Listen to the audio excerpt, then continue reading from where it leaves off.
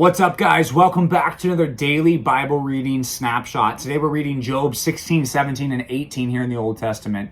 And what the first thing Job says is, you guys are terrible comforters. You guys who've come alongside me to try to help me in my trial, you guys are terrible comforters. You are not helping at all. You are lobbing all these accusations at me. Just in yesterday's reading, we saw Eliphaz say that you drink injustice like water.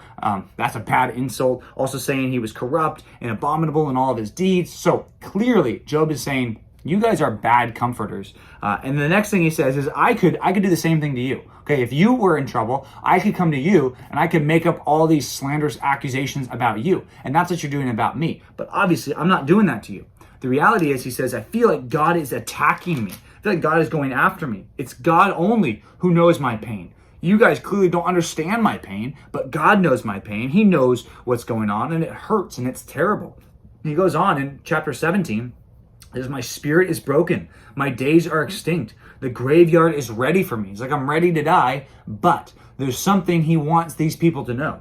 It says that if he does go and die, he says, where then is my hope? Where's my hope? Because the problem is all these people are slandering him and saying bad things about his character. And Job is saying the only way for God to vindicate me is if he vindicates me in this life. And if all these people see that they were wrong about me, that's how they're going to know. If God restores me to my position and God restores these things to me and shows them that they were wrong. They made up all these lies about me. They need to stop all that. And it's a hard thing for Job to work through here, as these people do make up slanderous things about him.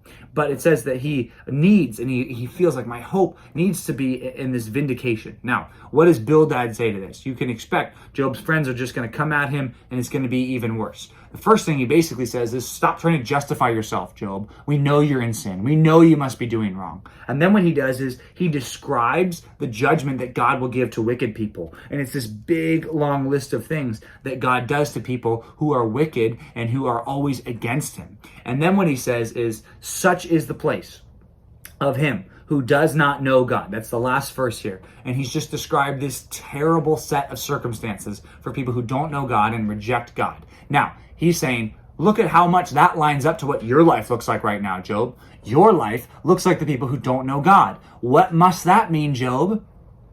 Looks like you must not know God. Looks like you must be abandoning God. Looks like you must be this wicked one, and we must be the righteous ones, because look at how good our lives are, and look at how bad your life is, Job. So God must be punishing you. It's the common theme that keeps coming up in this book. And the reality is, they are wrong. Now, how does this apply to us? Well, we need to be careful that we don't attribute everything wrong that happens in people's lives to their sin.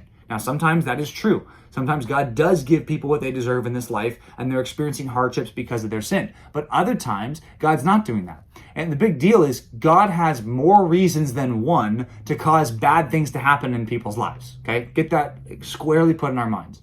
God has more than one reason to put bad things in their life. It could be because of sin. It also could be because of something he wants to grow them in. In fact, the New Testament talks about that. James chapter 1, verses 2-4 say that we should count it a joy when we meet trials of various kinds, because God wants to create steadfast, immovable people out of us. He wants to change us and make us more like him. He wants us to be more perfect because we go through hard times. Now, that's a good thing that God desires for his people. But sometimes he uses suffering for that.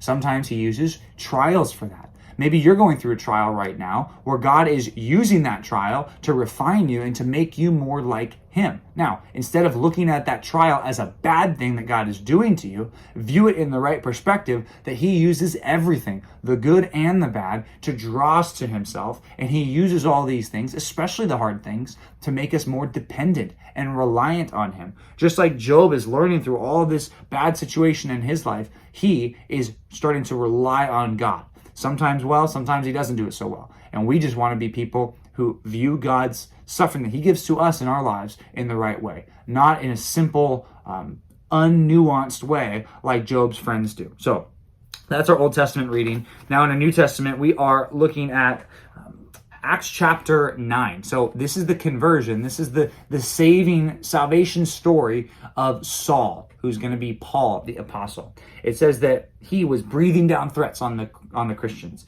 He actually got permission from the high priest to arrest more Christians, and it seems like he wasn't just breathing threats on them. It says in verse 1, he was actually breathing murderous threats. He was going to have them put to death. Just like Stephen was put to death, he was promising that he was going to put to death these Christians. So he gets his group, they go up the road, up north to Damascus, and as they're on the road to Damascus, Jesus stops him in his tracks, and it says that the people that he was with couldn't see what Jesus was doing, but they could hear his voice. But Jesus is before Paul, and he says this, he's not Paul yet, he's Saul, sorry. He says, Saul, Saul, why are you persecuting me?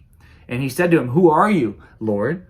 And he said, I am Jesus, whom you are persecuting. But rise and enter the city, and you will be told what to do. And he goes on to talk about who he needs to talk to next.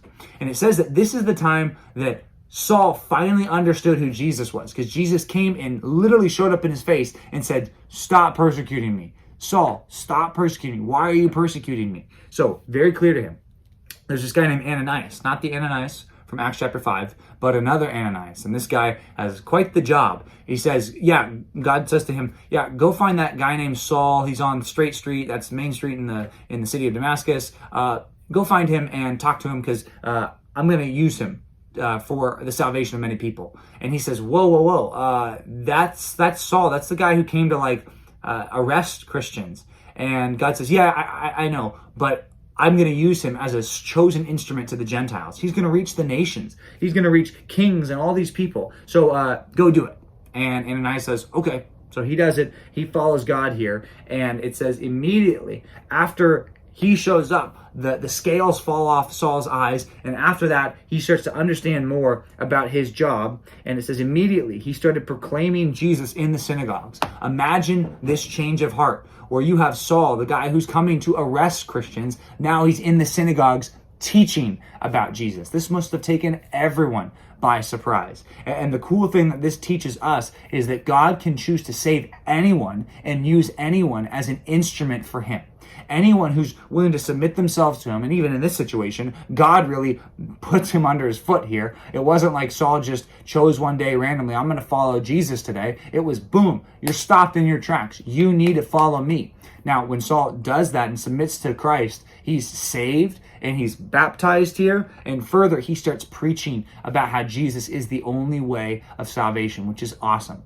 Cool thing is, God can use you to bring someone like Paul, like Saul here, to Christ. And that would be awesome if he did. So just remember, God can save anyone who puts their faith in him. God can save anyone, even if they seem like they're opponents of Jesus. God can save them. So don't limit God's power to save by thinking it would be impossible for God to save those people or whoever you have in mind. So anyway, thanks for reading with us. We'll see you back tomorrow for another daily Bible reading snapshot.